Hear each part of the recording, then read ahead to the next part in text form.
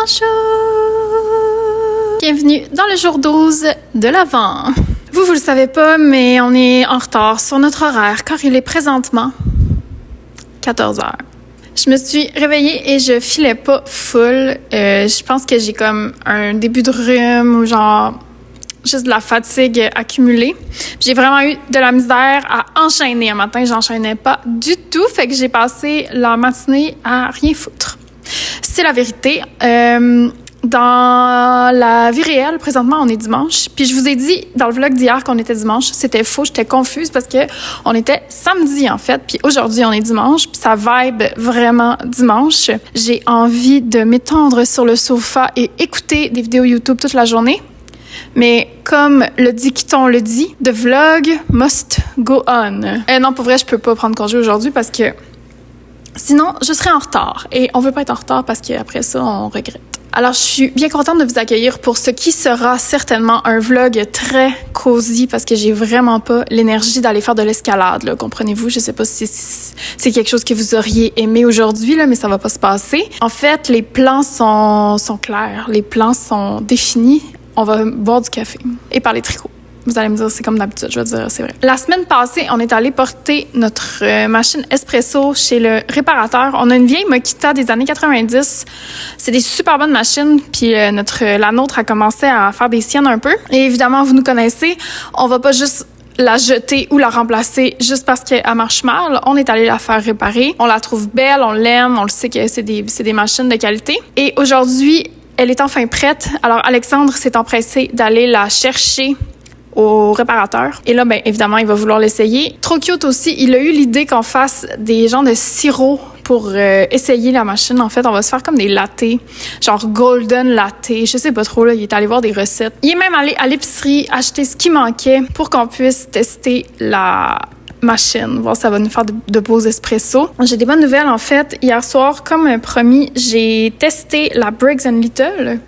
Et regardez ça, c'est super cool pour mon chandail Lulu. Chandail à col montant que je portais dans le vlog d'hier. Là, je vous en ai parlé en long et en large. C'est drôle parce qu'à cause de Vlogmas, je vous donne accès à une partie de mon processus que d'habitude, probablement, je partagerais pas.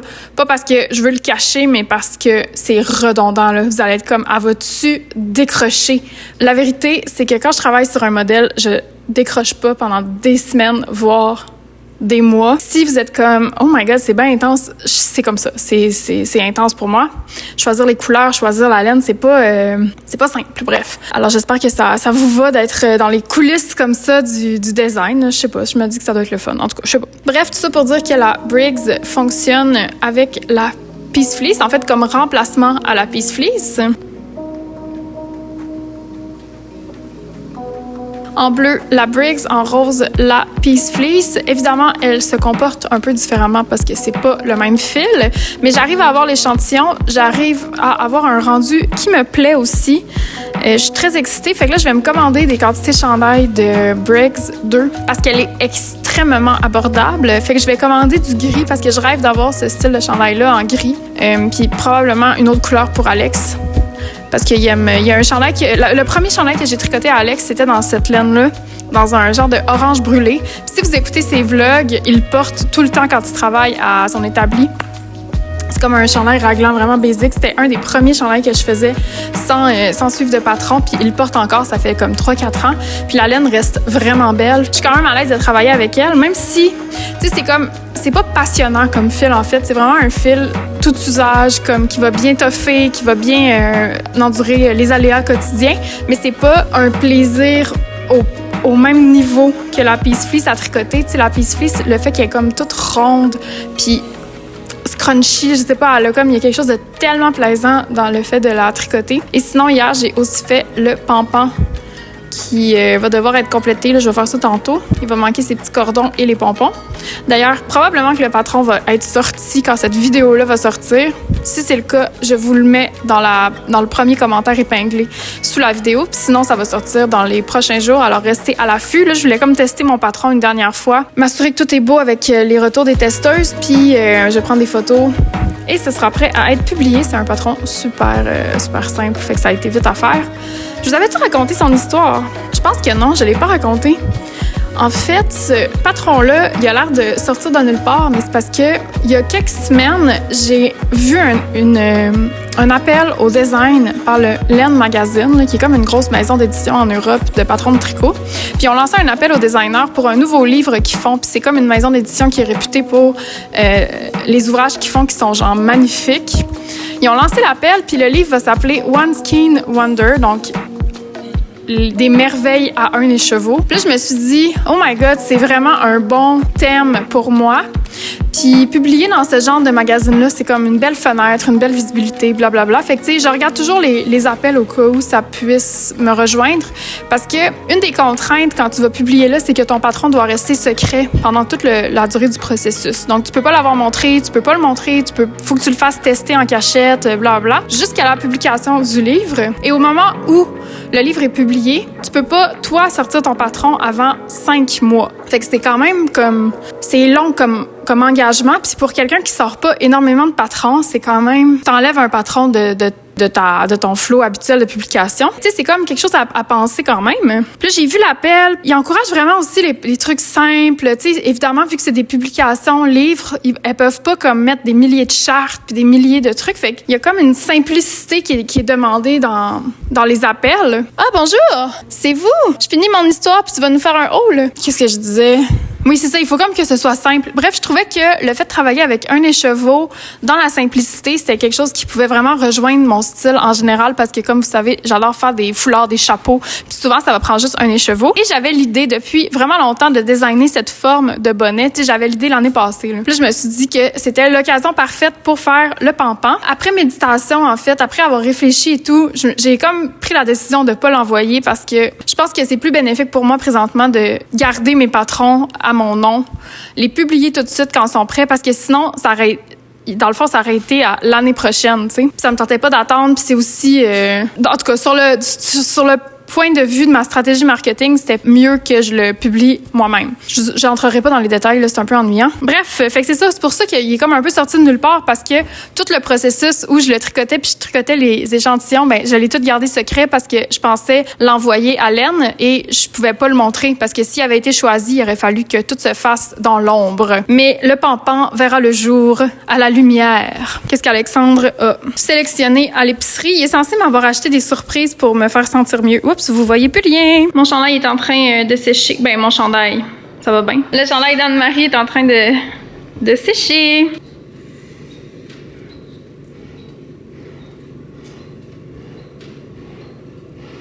Je reviens de l'épicerie. J'ai acheté plein de choses pour blonde dans une épicerie de blonde, c'est-à-dire une épicerie à thématique granola, produits naturels. C'est vrai que j'adore les ingrédients identifiables. Premièrement, du popcorn au ghee, que je sais déjà que Rebecca adore ce popcorn. C'est vrai que je l'adore, puis on le trouve pas du tout dans le coin.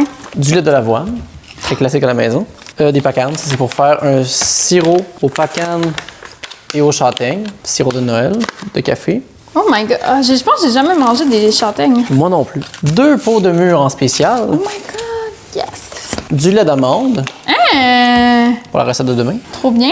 Ensuite, un granola que je trouvais qui avait l'air intéressant pour toi, c'est-à-dire baie de goji, noix de coco. Ça m'a fait penser à toi, donc je l'ai pris. T'es bien fin. Un autre granola que je sais déjà que t'aimes. C'est mon préféré. Salut au beurre d'amande, j'en parlais justement. La mélasse de grenade qui était là, fait que je me suis dit on va la prendre pour une future recette. C'est quoi ça déjà? Ah, des raisins pour la recette de demain. Ah oui, c'est vrai. De la cardamome. Pour tes cafés? Non, pour demain. 0,5 g de safran. C'était combien, hein? 14 $. Jesus! Allez-vous deviner qu'est-ce qu'on cuisine demain à partir de ce qu'on vous montre?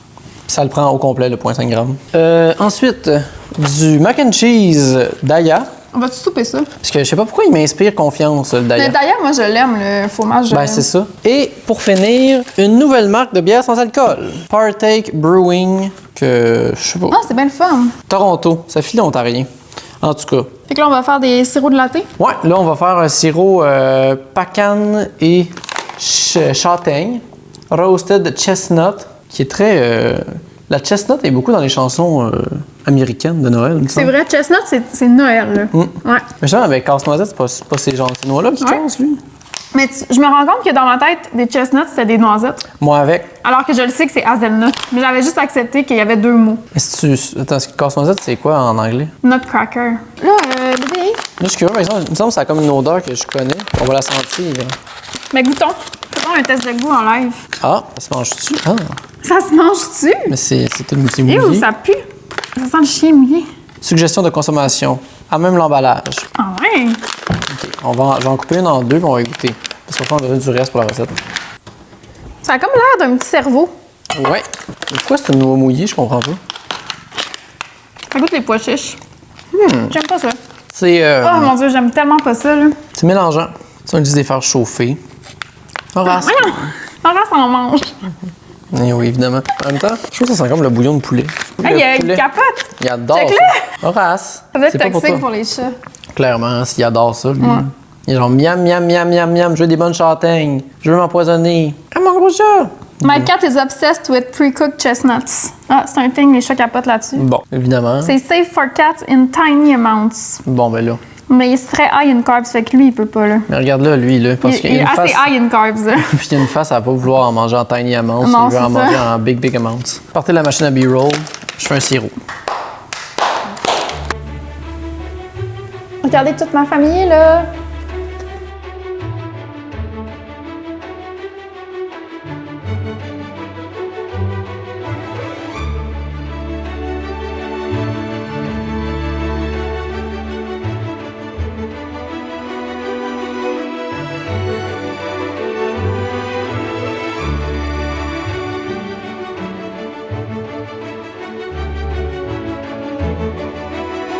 Là, t'as combien?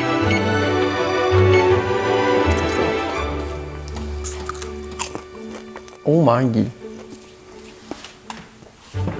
On va les couper, ensuite les mettre dans la poêle.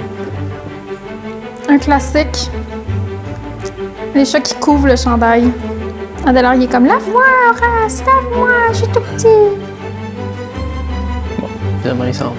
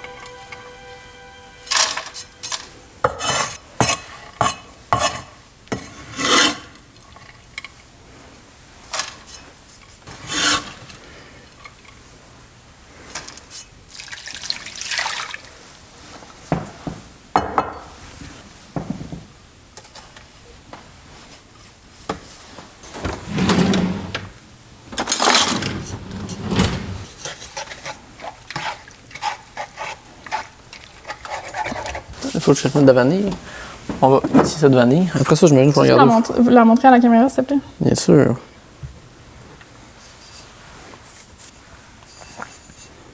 Ma mère m'a acheté cette belle vanille. C'est où qu'elle l'a acheté? T'es en voyage, là. On sait pas été où, hein? Ah, ça dit que ça vient du Mexique. Ah, on en a ça, des teaspoons.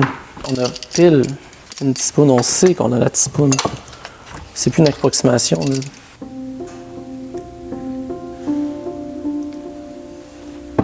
On est sur moi. Ouais, j'en ai crissé partout. C'est vraiment fancy comme sirop. Ouais, non, les pacanes, ça coûte cher quand même.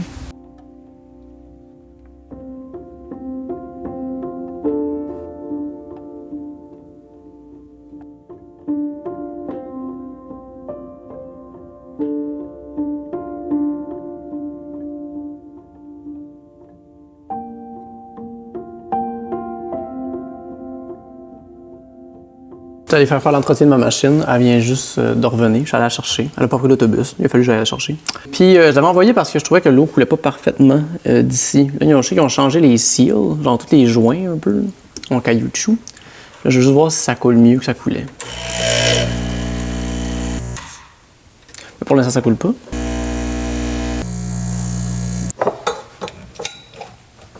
Ça a l'air à couler weird encore. Ça, je me dis aussi. On va mettre un café dedans puis on va le savoir. On ouvre le nouveau sac de café. Non, je l'ai ouvert. Ah. OK. Je pensais que c'était un moment spécial. Faut croire que... Pas du tout. En fait, est-ce que j'ose de faire une shot sans... avec le bottomless? Let's go. Fais-le pour le vlog. En fait, ça, c'est un porte-filtre avec un fond. Que simplement que ça évite que si le café n'est pas parfaitement mis puis que l'eau ne percole pas de manière égale partout, ça fait en sorte qu'il n'y a pas de problème. Si ça ne percole pas partout, il y a une pression qui va passer à une place plus vite que d'autres, puis ça va pisser, ça va faire pouf, il va y avoir un jet de pression. Là.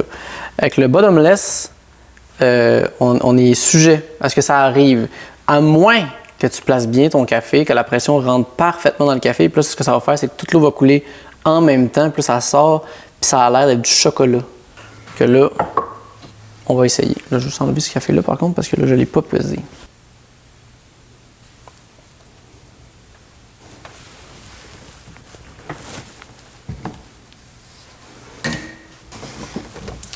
Puis là...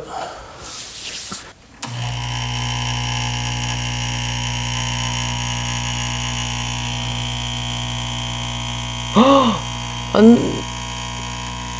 Il y a un petit peu. Ah non, il n'est pas parfait. Ah! Ça coule, ça revole. Bon, qu'est-ce qui se passe? J'ai pas été capable de faire une percolation parfaite. Mais ça, honnêtement, je pense qu'il faudrait qu'on aille... cette affaire-là, là, faut que je le dise, là, Ouais. c'est une cochonnerie. C'est vrai? Mais on a déjà eu un meilleur, non? Ouais. Moi, quand j'étais barista, le premier café de la machine, on le jetait systématiquement. Ah ouais, hein? Ouais. Ah, c'est peut-être un thing. Parce que, tu sais, la machine, À ce place. elle se place, ouais. Parce que là, ça, c'est pas un sublime espresso. Mais j'ai pas envie de le boire, moi. Non. Bon, le timer a eu raison de nous avant de faire du café. Il faut drainer ça ici. Je vais prendre la passoire juste là. Oui, ah, elle est là.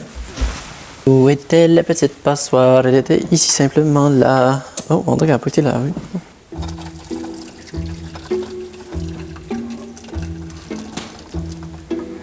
Ça fait beaucoup quand même de restants, tu sais. Ouais.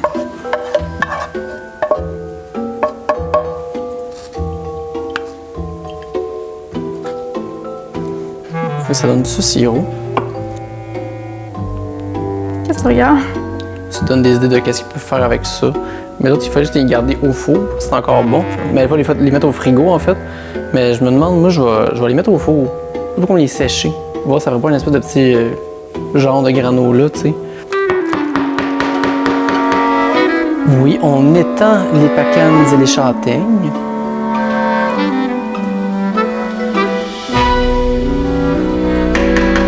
Et on va les mettre au four un bon 10 minutes. Peut-être plus. On va le découvrir ensemble.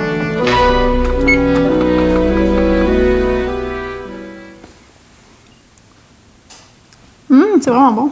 Ouais. Ouais. C'est goûteux, ça est parfumé. Ben, c'est vraiment sucré. Ça goûte beaucoup la cassonade, je trouve, mais il y a comme un goût de pacane quand même présent. Puis on sent la châtaigne aussi, en fait. C'est très noix, là. Ouais.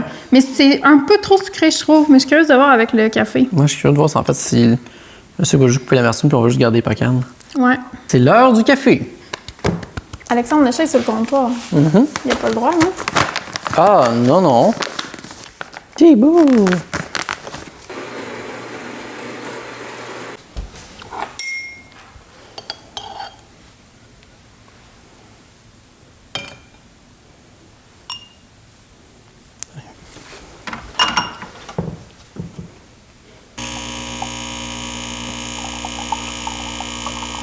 Ah, c'est quand même réussi, là. Quand même un petit peu. Ouais. Ah, c'est bien, ça, c'est rassurant. D'espresso. Qu'est-ce que c'est un espresso avec le sirop dedans? C'est quand même pas plate, là. Ouais.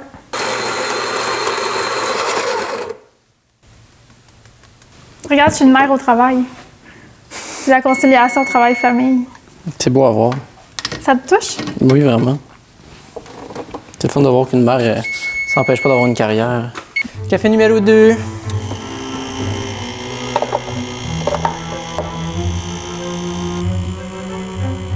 Ah, c'est comme... Parfait, mais il est bon. Ouais, il va être bon pareil. Bon, on va commencer par un café de blond.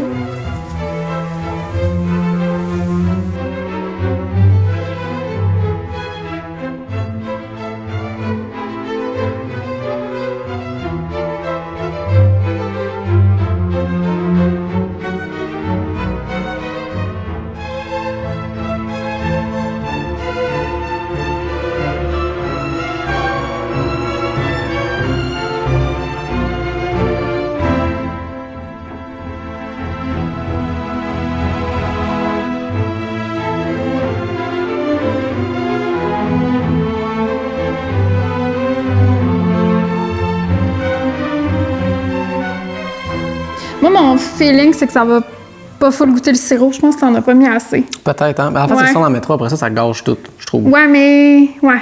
En Un tout peu cas. égal. Je serais prête à boire, me remettre dedans s'il faut. Ça goûte. Mais Ça goûte pas. comme tu dis, pas assez. Non, ça goûte pas, Alexandre. C'est vrai que c'est une zone sensible, les sirops de latte. Parce que, tu sais, des fois, on en prend au café, puis il y en a ben trop.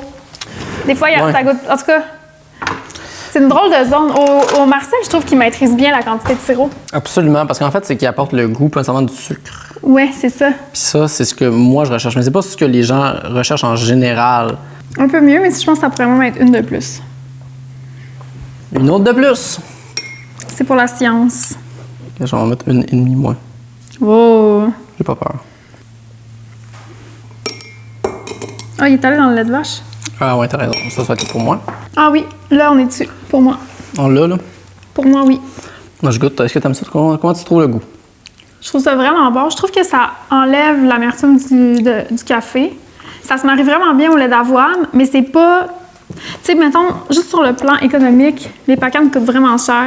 Ça vaut pas la peine, je trouve. Je suis quand même d'accord. Parce que Surtout avec je le trouve d'avoine. que ouais, ça vient juste comme équilibrer le goût du café sans ajouter un plus-value vraiment comme transcendant, là. Salut, c'est Rebecca au montage qui est en train de réaliser que la conclusion que j'ai filmée n'avait pas de son. Je vous laisse donc sur cette image de ma maison de Noël et on se dit à demain. Bye!